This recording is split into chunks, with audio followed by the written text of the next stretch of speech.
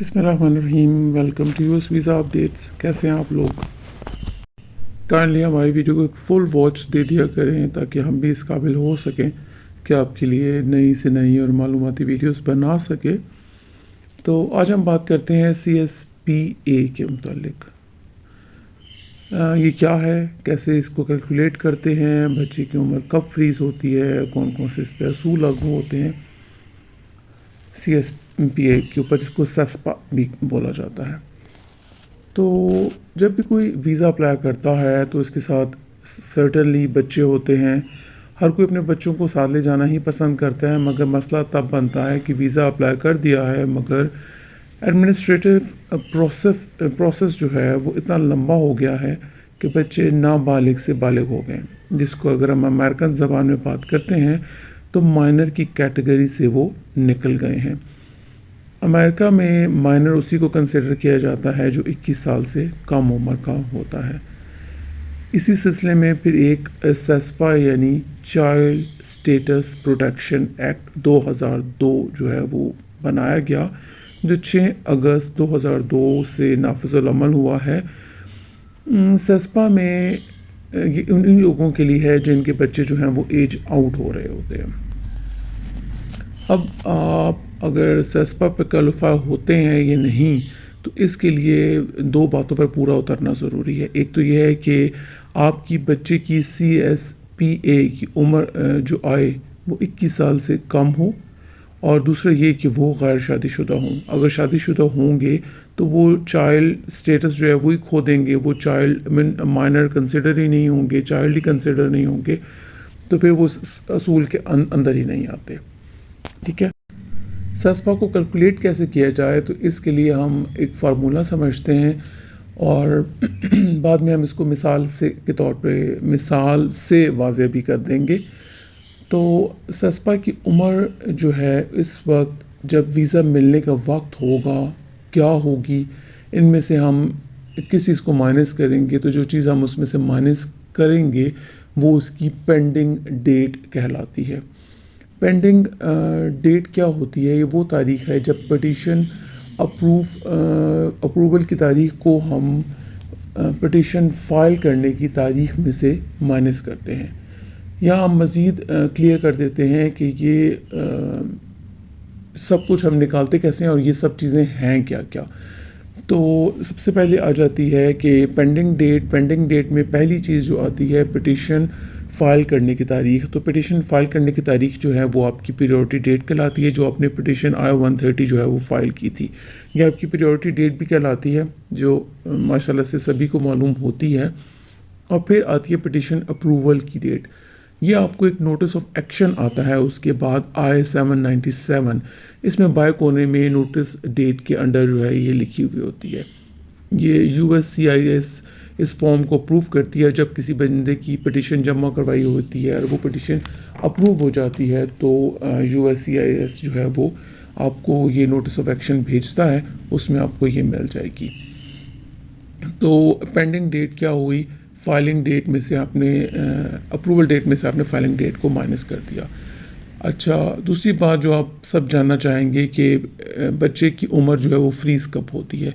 तो बच्चे की उम्र फ्रीज़ उस वक्त होती है जब वीज़ा बुलेटिन में आपकी प्रायोरिटी डेट जो है वो करंट हो जाती है।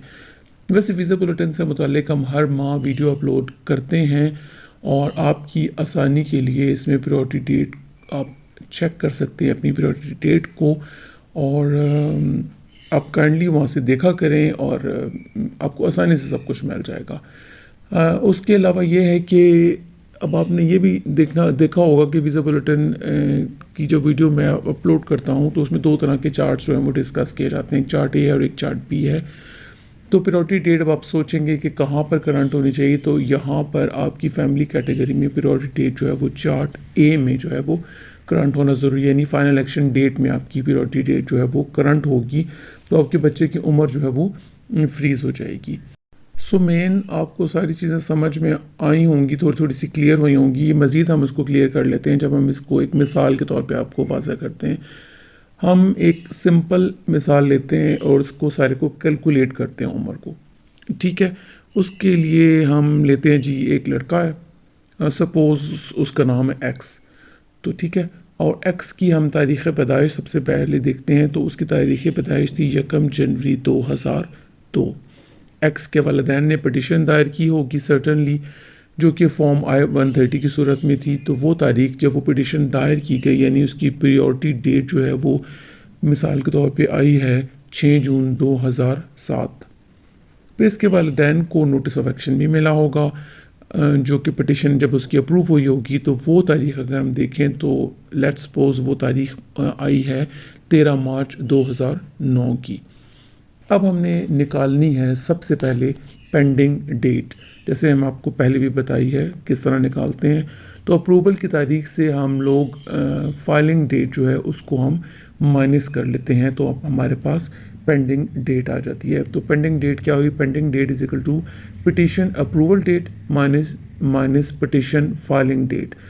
ہم لوگ ان کے نیچے ہم لوگ ڈیٹ ڈال لیتے ہیں۔ پٹیشن اپروول ڈیٹ جو تھی ہماری 13 مارچ 2009 اور پٹیشن فائلنگ کی ڈیٹ تھی ہماری 28 جون 2007۔ اس کو ہم مائنس کریں گے تو ہمارے پاس جواب آئے گا 1 سال 8 ماہ اور 15 دن، یعنی ہمارے پاس آ گئی پینڈنگ ڈیٹ۔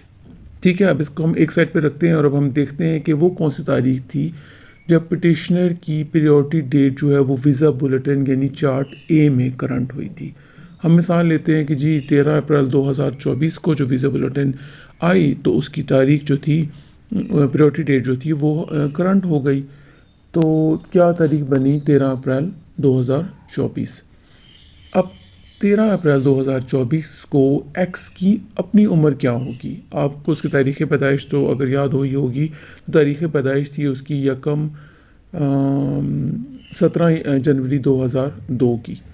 تو اس کی پریورٹی ڈیٹ کرنٹ ہونے کی تاریخ سے اگر ہم اس کا حساب لگاتے ہیں تو اس وقت اس بچے ایکس کی عمر بن رہی ہے 22 سال 2 ماہ اور 27 دن کی۔ اب لگاتے ہیں فارمولا۔ ہمارے پاس پینڈنگ ڈیٹ بھی آ گئی ہے اور ہمارے پاس اس کی اصل ایج بھی آ گئی ہے، تو ہم لوگ فارمولا لگاتے ہیں کہ کتنی ڈیٹ کو ہم نے کرنا ہے مائنس۔ تو فارمولا کیا ہے؟ CSP age is equal to age on visa available date minus pending date.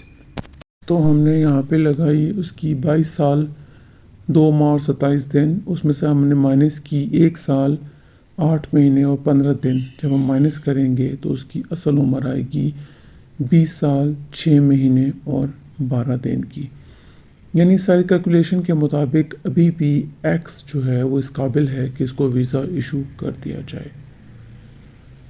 امید ہے آپ کو سمجھ آ گئی ہوگی۔ اپنی طرف سے میں نے پوری کوشش کی ہے کہ آپ کو ایک ایک سٹیپ کلیئر کروں، آرام سے تفصیل سے کیلکولیٹ کر کے آپ کے سامنے آپ کو سمجھاؤں۔ اس طریقے سے آپ اپنی بچوں کی پریورٹی ڈیٹ کرنٹ ہونے کے بعد CSP عمر نکال سکتے ہیں اگر وہ 21 سال سے بڑے ہو جائیں تو، ورنہ اگر آلریڈی وہ 21 سال سے کم عمر ہے تو آپ کو یہ سب کچھ کرنے کی ضرورت ہی نہیں پڑے گی۔ اس سے بیشتر ہی مطلب اس کے بغیر ہی آپ کا سارا کام ہو جائے گا۔ اللہ جو ہے وہ سب کے لیے آسانیاں پیدا کرے اور سب کے کام جلد از جلد ہو جائیں۔